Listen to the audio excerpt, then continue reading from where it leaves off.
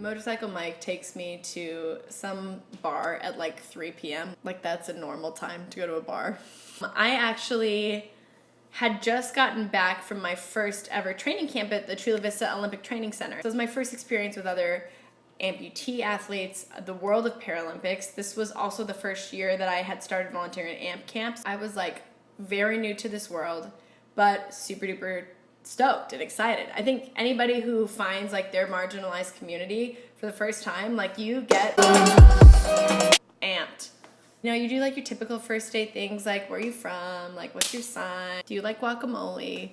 So I'm talking about how I'm a cheerleader in college. I also run track and field because, you know, I had done it for a couple months, so I was a pro. So he's telling me how he played football in high school. So I proceed to tell Motorcycle Mike about this friend that I just made that lost his leg from this football injury.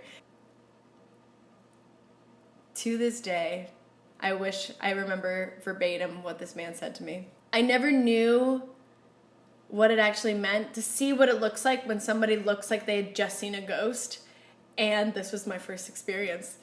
So I tell Motorcycle Mike about my friend with the football injury. He immediately looks so disturbed and so disgusted. He's like, oh my God. I'm like, I know, it's like a totally crazy accident, right? He's like, that is the worst thing I've ever heard. I'm like, wait, what? I can't imagine losing my leg. And I'm like, thinking about how this man was rubbing up on my prosthesis about 20 minutes before. He's like, how could you meet people? Well, you know, you'd be surprised. He doesn't stop there. He goes on and on and on, and he's like, how could you live? How could you work? How could you do this?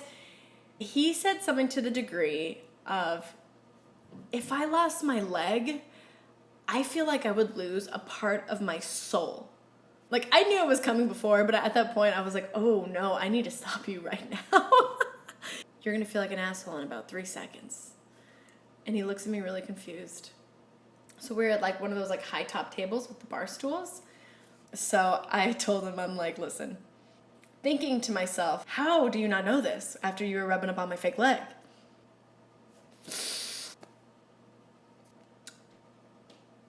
If you look at my right foot right now, you're gonna notice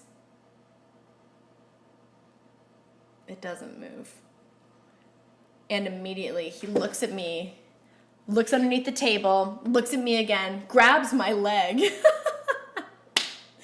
I'm just like, I don't remember him apologizing, to be honest.